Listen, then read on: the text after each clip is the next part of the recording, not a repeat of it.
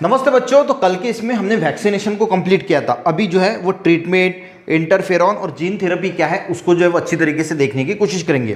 तो सबसे पहले ट्रीटमेंट दिया है कि जो बायोटेक्नोलॉजी है वो कहाँ कहाँ पे यूज़ किया जाता है। देखिए, biotechnology is useful for the production of hormone like insulin. अब देखिए, जो हार्मोन है वो क्या, एक प्रोटीन है। देखिए, जैसे इंसुलिन है, जो इंसुलिन है ये क्या है, ये एक प्रोटीन है और एक हार्मोन भी है। तो इसको हमने प्रीवियस इसमें देखा कि किस प्रकार से इंसुलिन जो है वो बनाया जाता है। ठीक है, तो इंसुलिन का यूज़ करके जो डायबिटीज़ के पेशेंट है उनको इसका यूज़ होता है। ठीक है, इंसुलिन देख के जो है वो डायबिटीज़ को हम जो है वो कंट्रोल कर सकते हैं। तो हमने प्रीवियस इसमें देखा कि इंसुलिन किस प्रकार से बनाया जाता है। तो आपको प्रीवियस जो पास्ट वाली वीडियो वो देखना पड़ेगा। उसी प्रकार से सोमैटोट्रोपिन नाम का एक हार्मोन होता है, ये ग्रोथ हार्मोन है। अगर बॉडी में सोमैटोट्रोपिन की कमी हो जाए तो हाइट कम हो जाती है। तो जिन बच्चों की हाइट कम है उनमें ये हार्मोन लगाया जाता है सोमैटोट्रोपिन, जिसकी वजह से हाइट बढ़ने के लिए जो है वो मदद होती है। तो जिन लोगों की हाइट कम है तो उनकी हाइट बढ़ेगी, उनका फायदा है इंसुलिन की प्रोडक्शन की वजह से। ये हम किससे बना रहे हैं, ये हम बायोटेक्नोलॉजी का यूज करके बना रहे हैं। ये जो हार्मोन से इंसुलिन है, सोमैटोट्रोपिन है, उसी के साथ ब्लड क्लॉटिंग फैक्टर है। देखिए, किसी किसी लोगों को हीमोफीलिया हो जाता है। हीमोफीलिया का मीनिंग क्या होता है, अगर उनको चोट लगती है तो खून जो है वो बहता ही रहता है, रुकता नहीं है। तो उस वहाँ पे ब्लड क्लॉटिंग फैक्टर जो है वो भी हम इंजेक्शन के द्वारा दे सकते हैं, जिसकी वजह से जो ब्लड क्लॉट हुआ है, यानी ब्लड बह रहा है, वहाँ पे क्लॉटिंग होगा और वो खून जो है वो रुक जाएगा। यानी मान के चलो कि ये ब्लड क्लॉटिंग फैक्टर अगर नहीं है, इसको हम बॉडी में डालेंगे तो अगर आपको चोट वगैरह कहीं पे भी लगती है तो खून बहेगा नहीं, यहाँ पे वो क्लॉट हो जाएगा। तो ये बहुत सारे इसके जो है वो बायोटेक्नोलॉजी का यूज जो है वो यहाँ पे दिया है कि किस किस प्रकार के ट्रीटमेंट में दिया है। सोमैटोट्रोपिन है, इंसुलिन है, ब्लड क्लॉटिंग फैक्टर है, यहाँ पे उसका इस्तेमाल होता है। उसके बाद दिया है इंटरफेरॉन। अब इंटरफेरॉन क्या है, तो इंटरफेरॉन एक प्रोटीन ही है, स्मॉल ग्रुप्स ऑफ प्रोटीन है। अब ये करता क्या है, देखिए इंटरफेरॉन क्या करता है। इंटरफेरॉन क्या है, एक प्रोटीन ही है, ये भी एक प्रोटीन है। थोड़ा पढ़ लेता हूँ, बाद में समझाता हूँ। देखिए, this is a group of small size protein molecule use to treatment in viral disease. अब देखिए, ये भी एक स्मॉल प्रोटीन ही है, यूज होता है वायरल डिसीज में। अब देखिए, जैसे हमारे ये सेल है, मान के चलो हमारे बॉडी का सेल है। अब जैसे कोई वायरस जो है वो आता है और वायरस आने के बाद इसने जो है वो सेल पे अटैक किया, तो सेल क्या करता है, इंटरफेरॉन जो है वो रिलीज करता है, यानी प्रोटीन रिलीज करता है। और बाकी के जो सेल्स है उसको भी बता देता है कि कोई वायरल इन्फेक्शन का अटैक हुआ है, तो आप भी अपनी इम्यून सिस्टम जो है वो मजबूत कर लो, क्योंकि एक कोई ना कोई वायरस आया है। फिर हमारी जो इम्यूनिटी है वो भी एंटीबॉडीज बनाना स्टार्ट कर देती है। तो ये सब क्यों होता है, ये इंटरफेरॉन जो है वो रिलीज होता है, जिसकी वजह से वायरस का अटैक जो है वो वायरस वहीं पे जो है वो मर जाता है। तो यहाँ पे इसका इस्तेमाल होता है इंटरफेरॉन का। देखिए, this is a group of small size protein molecule use in treatment of viral diseases. Viral diseases यानी जो वायरल, पता है ना आपको, वायरस से जो डिसीज होती है उसको वायरल डिसीजेज बोला जाता है। This are produce in blood. तो ये कहाँ पे प्रोड्यूस होता है, this are produce in blood, यानी इंटरफेरॉन जो है वो ब्लड में प्रोड्यूस होता है। However now a day with the help of biotechnology transgenic E coli. Transgenic E coli का मीनिंग क्या होता है, मॉडिफाइड।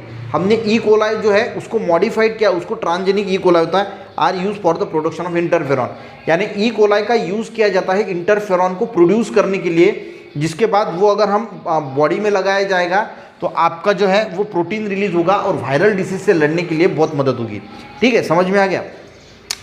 तीसरा है जीन थेरेपी। अब ये जीन थेरेपी क्या है, देखिए जीन थेरेपी क्या होता है, कभी कभी जेनेटिक डिसऑर्डर्स आते हैं। जेनेटिक डिसऑर्डर्स यानी जीन में बदलाव होते हैं, जीन्स जो होते हैं हमारे उसमें बदलाव होते हैं। डीएनए होता है, डीएनए के अंदर जीन्स होते हैं, तो जीन्स के अंदर अगर कुछ बदलाव हुए उसकी वजह से हमें कोई डिसीज हो सकता है। अगर मान के चलो कि यहाँ पे लीवर का एग्जांपल दिया है।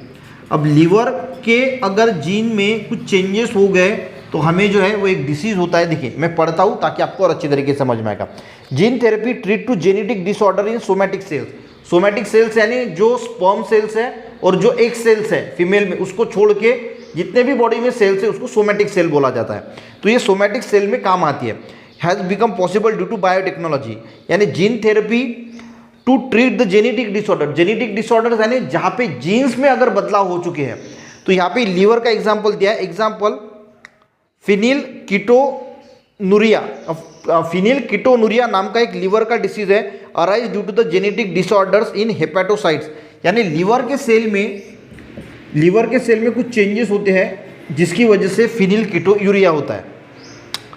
अब देखिए यहाँ पे जो लीवर है, लीवर के जो सेल है इसके जीन में बदला हुआ, इसके कहाँ पे बदला हुआ, जीन में बदला हुआ। तो जीन थेरेपी के माध्यम से हम इसको जो है ट्रीट कर सकते हैं, कैसे करेंगे वो भी देखेंगे। देखिए phenylketonuria arise due to the genetic changes, यानी जो लीवर के सेल्स है उसमें चेंजेस होते हैं जिसकी वजह से फिनिल कीटोनुरिया होता है। It has become possible to treat it with gene therapy. अब जीन थेरेपी की मदद से जो इसको ट्रीट किया जाता है, कैसे किया जाता है, देखिए जीन थेरेपी की मदद से कैसे किया जाता है। एक अगर लीवर सेल है जिसका जीन अच्छी तरीके से, ये जीन जो है वो अच्छी तरीके से काम कर रहा है, जिस जीन में बदलाव हुए हैं, चेंजेस हुए हैं, ठीक है, वो दूसरा लीवर है, उसको जीन को लिया जाता है, उसको आइसोलेट किया जाता है, अलग किया जाता है और एक वायरस में डाला जाता है जो वायरस लीवर सेल को इन्फेक्ट कर सके। और वो जो है वो जब लीवर सेल को इन्फेक्ट करेगा तो वो जीन जो है इस लीवर सेल में चला जाएगा और ये जो लीवर सेल में जो जीन बिगड़ा हुआ था ये ठीक हो जाएगा। इसको बोला जाता है जीन थेरेपी। समझ में आ गया कि एक अच्छा वाला लीवर सेल लिया, उसका जीन जो है, जो जीन यहाँ पे खराब था, ये अच्छे वाले लीवर से जीन आइसोलेट किया, एक वायरस में डाला, वायरस इस लीवर सेल को इन्फेक्ट करेगा और ये जो है इसके अंदर चला जाएगा। ठीक है, इस प्रकार से जेनेटिक डिसऑर्डर जो है, यानी जीन जहाँ पे खराब हुए हैं वो हम जीन थेरेपी का यूज करके जो है वो उसको जो है वो क्योर कर सकते हैं। It has possible to treat it with gene therapy. This method is called somatic cell gene therapy. इसको क्या बोला जाता है, सोमैटिक सेल, क्योंकि ये सिर्फ सोमैटिक सेल्स में होते हैं, यानी स्पर्म्स और एक के सेल को छोड़ के बाकी सारे इसमें जो है वो ये काम करता, यानी एक छोड़ के हम सोमैटिक सेल्स बोलते हैं। This method is called somatic cell gene therapy. All the cell except, यहाँ पे लिखा है all the cell except sperm and ova यानी eggs in the body are called somatic cell, यानी स्पर्म के और एग्स को छोड़ के बॉडी के अंदर जितने भी सेल है उसको सोमैटिक सेल जो है वो बोला जाता है। तो क्लोनिंग हम बाद में रखेंगे। तो ट्रीटमेंट, इंटरफेरॉन और जीन थेरेपी आपको अच्छी तरीके से आई थिंक समझ में आ गया होगा। वीडियो अच्छा लगे बच्चों एक लाइक जरूर करना, अपने दोस्तों को भी शेयर करना, चैनल पे ने जरूर सब्सक्राइब करना। मिलते हैं नेक्स्ट वीडियो में, तब तक के लिए जय हिंद।